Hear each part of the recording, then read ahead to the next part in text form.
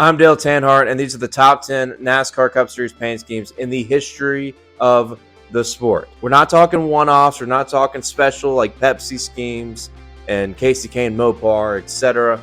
We're talking season-long primaries. It's crazy because there's 40 or 50 paint schemes that could be in your top 10. There's so many good ones. I really wanted to consider all of them, and I have finally done so. So I will start with a quick honorable mention, the ones that did not make the top 10. 11 through 20. Number 11 is Richard Petty STP. This is the most versatile paint scheme in the history of NASCAR. In particular, my favorite is 1974 through 1977. It's a big, sexy American winning machine. The rest of my honorable mention goes like this. Buddy Baker, Gray Ghost of 1980. Greg Biffle, National Guard 2004 through 2005. Kyle Petty, Hot Wheels 1998. Harry Gant, Skull Bandit, 1987. Bobby Allison, Miller High Life, 1998. Mark Martin, Valvoline, 1999. Kevin Harvick, Busch Light, 2018. Bobby Labonte, Interstate Batteries, my favorite variation of the scheme was 1999. And Dale Jr., Mountain Dew, 2012. Very underrated. And now it's time for the top 10. Kyle Petty, Mellow Yellow, 1991, kicks us off at number 10. This is one of the most recognizable paint schemes from the 90s, not driven by Dale Earnhardt or Jeff Gordon. Obviously, Days of Thunder helped with that. But this is a beautiful scheme that has color and has a mean look to it. I'm not a yellow guy. I'm not really a green guy. But this paint scheme is very simple, very nostalgic 90s, and it was beautiful while looking mean as fuck at the same time. My only problem with it is the early Felix Sabates days. That number 42 just wasn't perfect yet. They perfected it when Chip Ganassi got there in the early 2000s. Nonetheless, this is such a classic, such a good-looking scheme. So recognizable and so adored. It's one of the most used throwbacks in all of NASCAR. Kyle Petty, Mellow Yellow, 1991 Pontiac Grand Prix is number 10. Number 9, Brad Keselowski, 2011-2012 Miller Lite. This one's going to get some flack, but I think it's extremely underrated, and it's the peak combination of marketing excellence and sexy fucking colors. This was the peak of the blue and gold Miller Lite scheme that started with Rusty into Kurt Busch, into Brad Keselowski. I guess Rusty didn't have gold on his, but Kurt did. Miller Lite in general, when they had the blue can, this was the peak. I was also in high school. I had just started slugging beers out of what they were advertising with these pints. I hated Miller Lite, but because of this car, I would slug a Miller Lite in honor of this paint scheme. It was so beautiful, so well done, very creative, and Brad Keselowski turned it into a champion. It's just a fucking stunner. And I think it's very worthy of a top 20 spot. In my list, top 10, it is number 9. Number 8, Davey Allison, Javelin, Texaco, 1987 through 1989. Crazy because Javelin had some awesome paint schemes. They're more well known for the black and red classic. That was a very, very sharp paint scheme throughout the 90s, partially in the 2000s. But I think this was the best one they ever created. White, red, and black with the golden number and the golden logo on the front of the hood. Just was so clean. You got the silver wheels. I mean, there wasn't a lot of paint schemes in the 80s that just popped. Like the Gray Ghost pops. I think Dale Earnhardt's Good Wrench pops. And everything else is kind of like the idea of, here we go, paint the car and slap sponsors on it. That's what I think of with the 70s and the 80s. This is one of the few paint schemes that popped and did things differently from the majority of paint schemes you could find footage of and pictures of around this time. This is absolutely worthy of a top 10 spot, and it's number 8 on my list. Number 7, Jeff Gordon, Rainbow Warrior, 1994. I can't argue with this. It's so beautiful. Absolutely iconic. One of the most iconic paint schemes in the history of NASCAR. That doesn't always mean the best, and to me, I think it's just too colorful to be the best. I actually also think that the render looked better on the 1994 model. I think as the car got more and more rounded, for some reason, I don't like the scheme as much. I think the flame paint scheme did better on that particular style of body as the cars got more rounded into the 2000s. Nonetheless, this car is an absolute stunner. It's not just iconic. It's beautiful. The Rainbow Warrior is so damn clean and one of the greatest paint schemes of all time. Number 6, sometimes simple is better. And Dale Jr.'s Budweiser paint scheme, regardless between 1999 and 2007, always looked so damn good. I think the 2002 version objectively is the best. I mean, everything just fits perfectly. It just works.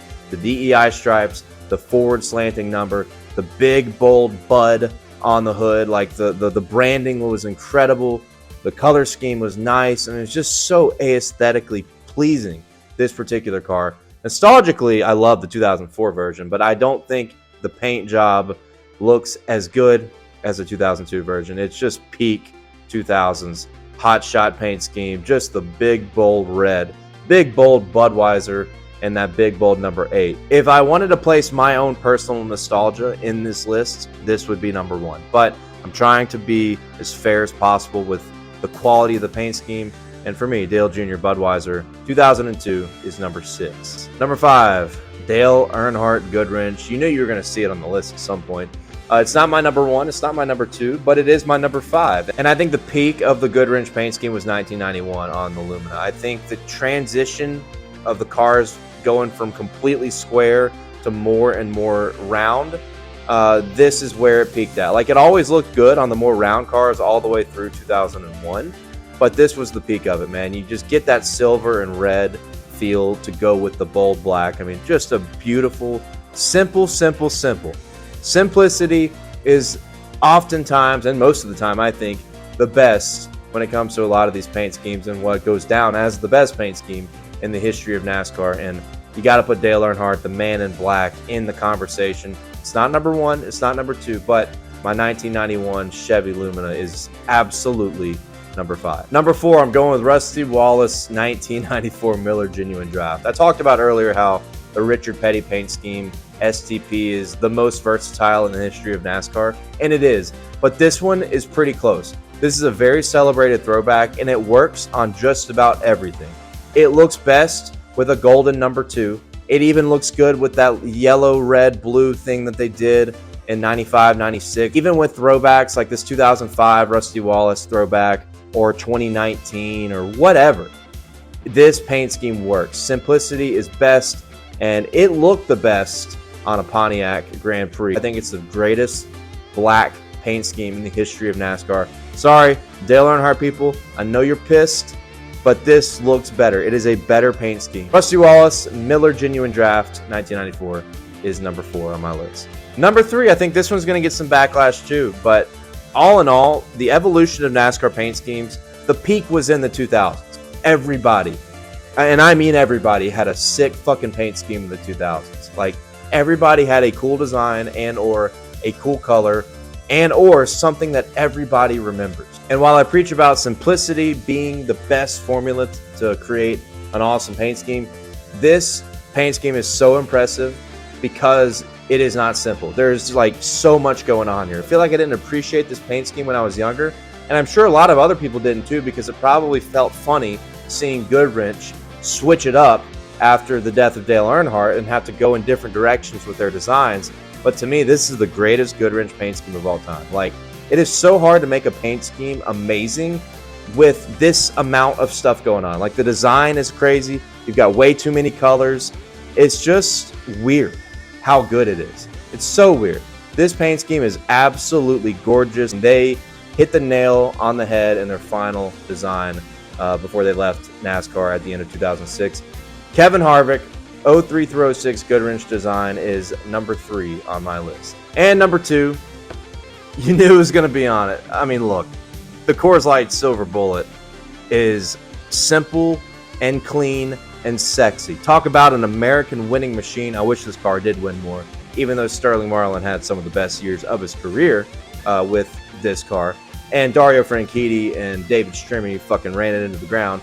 Doesn't matter. It was a beautiful car. I hated the Dodge Intrepid, and this paint scheme, the Intrepid didn't even exist in my mind when I saw this on the racetrack. Just a very simple, beautiful color combo, the silver bullet. Everybody's a sucker for silver race cars, but then they throw in this bright pinkish orange color as the primary or secondary color outside of the silver, and it was fucking incredible. Absolutely gorgeous. And you know what's so funny about this too? I don't care what you say about your nostalgia feels. Coors Light, after they left Bill Elliott in 91 or 92, they had the fucking ugliest paint schemes in all of NASCAR. Their paint schemes were garbage. They're terrible. I don't care about your nostalgia feelings. The paint schemes sucked. And then in 2001, they just came out with the birth of Christ of paint schemes out of nowhere after delivering complete trash for like almost a full decade. And then they come out with the silver bullet, that just grew into this fucking gorgeous paint scheme. It looks so good on a Charger. It looks so good on an Intrepid. This is one of the greatest paint schemes of all time, and it is my number 2 on this list. And it's not even close. If this isn't in your top 5, you either hate beer, love Formula One, or are fucking blind, respectfully. The number 1 paint scheme in the history of the NASCAR Cup Series is the Jeff Gordon Flame paint scheme. This is such a simple design. They made flames cool. The blue was just unbelievably shiny, like it sparkled and shined so incredibly in person. And the flames, the neon yellow number, it just all complements each other unlike any paint scheme I've ever seen in my life. Like, this is just the perfect combination of colors, design, and execution. Especially in like 06, 07, as the body developed, and in 07 they kind of put like the blue flame on the front. I think the 05 version, like the Daytona 500 with the red back, looked really good. I mean, this paint scheme was so awesome for like 6 years. I love the other flame renditions they did with like the yellow, the sandstorm, or the firestorm, I mean, and then they had the black with the red and yellow flames. But to me, what tied this together better than anything was the blue. I remember being upset that they took the blue out of the paint scheme when the COT, or I think it was 09, when they went with all the yellow. I liked it, didn't love it, but I think the flame with the blue, the way the blue shined with the red gorgeous flame and the neon number, just tied together better than any paint scheme I've ever seen in my entire life. Another thing too, like, there's like this common notion that flames always make everything cooler on a race car. I actually completely disagree. I think everybody else that's attempted a flame paint scheme has created the most corny looking car ever. Like, flames to me are corny as fuck outside of this Jeff Gordon car. Like, Dale Jarrett had flames, looked terrible. Rusty Wallace did a little flame thing, terrible. Burger King had some flame stuff, not terrible, but not great. And then Matt Kenseth, I mean, whatever the fuck this is, corny. Corny, corny, corny. Mike Skinner's looked okay. I always kind of felt like it was a little corny, to be honest. Flames in racing are corny as shit. They look corny, and this is the one scheme that can never be replicated. It can never, ever be replicated with the success rate of this particular design. Anybody else that does flames will always look kind of corny. This is the number 1 paint scheme in the history of NASCAR. Once again, this list did not include like one-offs or like specials like Pepsi and Mopar, etc. There's just so many good one-offs, like they need their own list. And maybe I will make a list for those. Let me know if you think that would be a good idea. I don't fucking know. But that's my top 10. I'm sticking to it. NASCAR, please come back. I am very, very bored.